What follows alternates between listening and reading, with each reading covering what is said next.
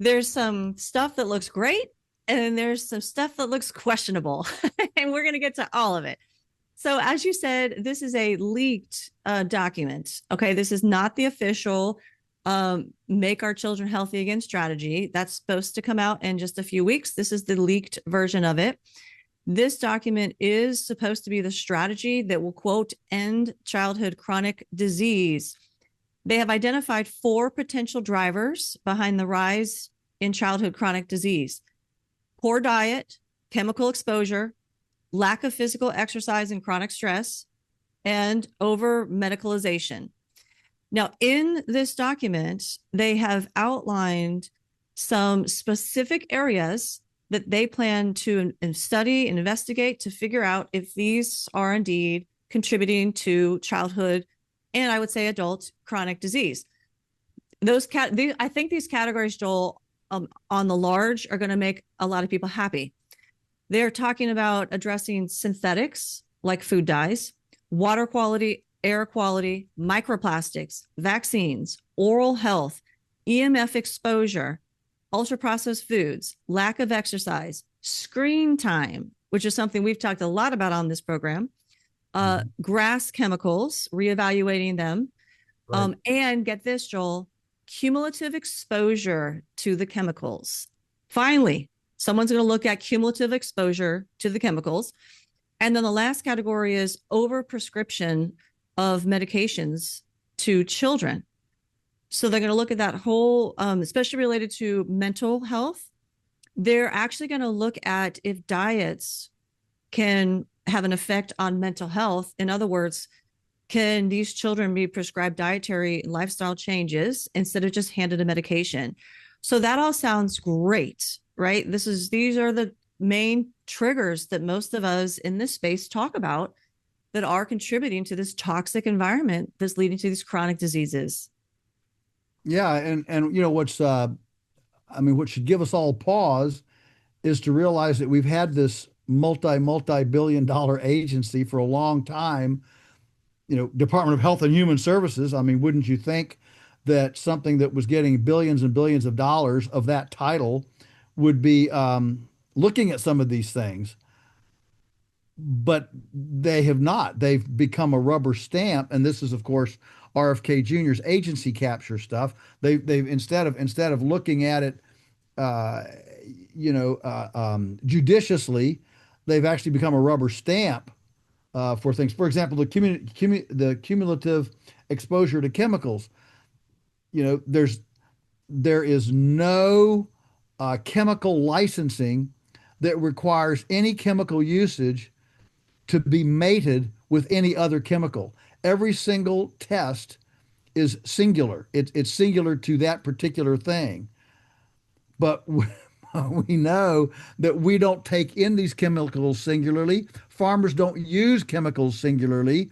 Livestock producers don't use chemicals singularly. Nobody uses chemicals singularly. They all use them either in a cocktail, or they use one today, a different one tomorrow, a different one the next day, or the next week or whatever.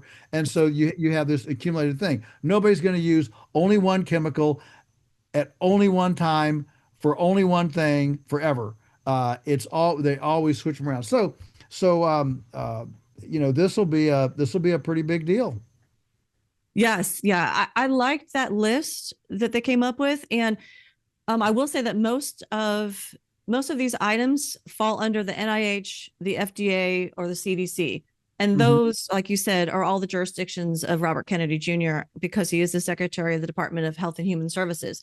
So we'll get to the EPA and the USDA in just a little bit. Let's stay on this topic for just this moment.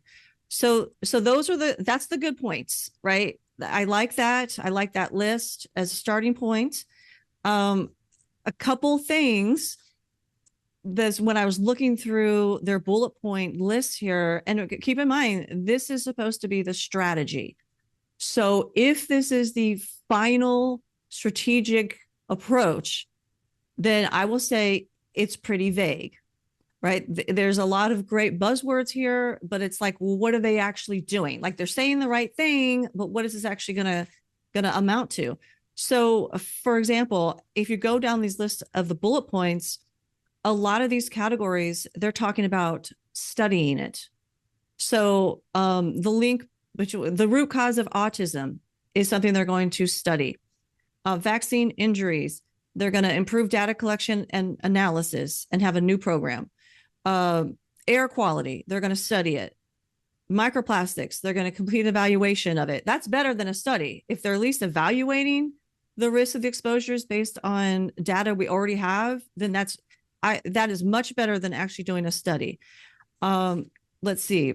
They're going to do microbiome, right? The link between the microbiome and chronic disease. NIH will continue to fund research. So that means more studies. The oral health component, NIH and CDC will conduct comprehensive research examining the connection. So more studies. Like it's a lot of this is a laundry list of more studies. EMFs, they're going to undertake a study. So part of these, when they're saying that, I'm thinking, okay, stop wasting our tax dollars and stop wasting time of the people who are already sick, right? We already have great data showing the connections here. Now, in their defense, some of the items that they list, it looks as though they're going to use existing databases instead of creating new studies. So that's great. There's like a longitudinal pediatric health insight where they're going to work with the VA to get data that they're going to analyze. There's a longitudinal research for chronic disease prevention. They're going to leverage some longitudinal birth cohort data that apparently they already have. So those are great because all you have to do is access the existing data, right? That's not expensive and it's not time consuming. This is where they could use AI to pull all these research data points together, But these other ones where we're conducting more studies, I don't get it. I mean, unless this is some strategy where they're just trying to bring people along, kind of spoon feed them the information, because a lot of this will be new to a lot of people in mainstream. Like I can understand that, but we already have the studies. So I was thinking about this, debating it with my husband. And of course, I don't want them to fund any of this stuff, right? A lot of us out here who are already working in this space of helping people reverse these diseases, there's already strategies and protocols in place that work to reverse them. And Joel, they largely include detoxifying the body and replenishing nutrients that are missing from that person's body. We already have the strategy. We already know that toxins are behind much of this chronic illness. So I don't want them using our money and wasting time to fund more studies. If they are going to use the money for something, because government has to use this money, right? That's their thing. Money it doesn't even have. That's right. So if they're like, no, that we have this money, we're going to do something with it. You know what I'd rather them do? Take that money and give it to the people who are sick, who are trying to reverse these diseases, that are working with these alternative practitioners on using these protocols that we know work, and they can't afford the tests, because the tests that we need to reverse these conditions, the tests that can more accurately identify these physical triggers, they're expensive. They're usually not covered by your insurance company. It is a huge hindrance for people who are trying to heal themselves because it costs a lot of money. So in I think they should piggyback this onto one of their bullet points. So they talk about two things, Joel: a real world data platform. So the NIH says they're going to link multifaceted databases like claims information, wearable data. So this is the wearable devices again. And they're going to link it into a single integrated solution for researchers studying the cause of and developing treatments for chronic diseases. It says they're going to eliminate redundancies from data collection and while maintaining rigorous privacy protections and consent protections, and will dramatically reduce administrative overheads by relying on a unified set of data. So unified set of data use and government agreements. So they're going to have a unified set of data linking all of these data sets together. under governance agreements. So I'm not thrilled about having all the data collected into one area that they're now going to be in charge of. We hear of data breaches all the time. But let's go with this. This is what they're doing now, and they're trying to get this real world data, right? So one of the ways you get the real world data is you work with the clinicians, the practitioners in the real world who are actually helping people heal from chronic diseases, right? Use those data sets with their consent, of course, with informed consent. But you use those data sets. That piggybacks with this other bullet point where they're now saying they're going to use non-animal methods. So this means that they're going to use human relevant models, real world data integration, computational simulations, and the like to prevent, diagnose, and personalize treatment strategies and reduce the reliance on animal studies that, quote, often fail to replicate complex human conditions. So they say the EPA, the FDA, and the NIH have all committed to using this non-animal method model moving forward whenever appropriate. So this is a really, really big shift because in science, you use animal models. It's considered inhumane oftentimes to use humans. There's like a whole panel that has to decide if you're doing a study with humans, that panel has to decide if it's ethical for you to actually do that study on humans. So this is a big shift. Yeah, but the thing is now with big data, to use one of their terms, with big data, we now have so many more informational points on humans coming in. This Yep. doctor did this one did that, this clinic did this clinic did that, and with the ability to to centralize or to unify these data sets, you you're able to see patterns that are more nuanced and maybe were a little more obscure than we could ever see before because you just didn't have enough statistically viable data points to put the patterns together. And hence animals. So animals were used in order to get that material. I'm struck by as you went down through this.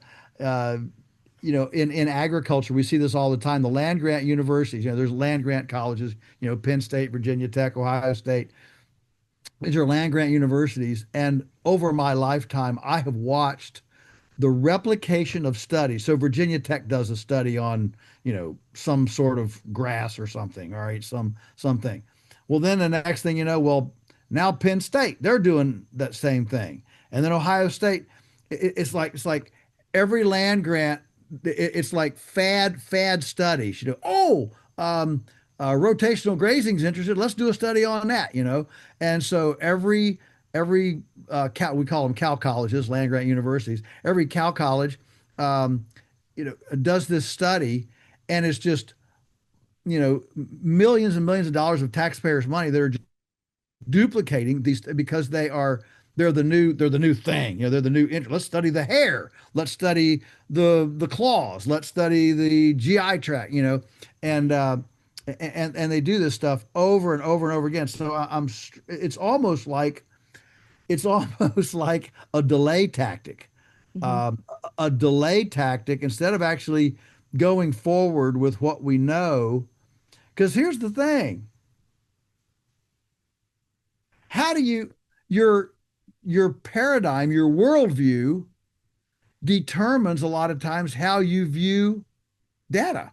Friends, want to dive deeper into our thought-provoking conversations? Become part of the Beyond Labels family today by joining below. For any gift amount, you'll get access to the full, uncut episodes. Every contribution, whether big or small, keeps this podcast going. So join us and expand your Beyond Labels experience. Thank you.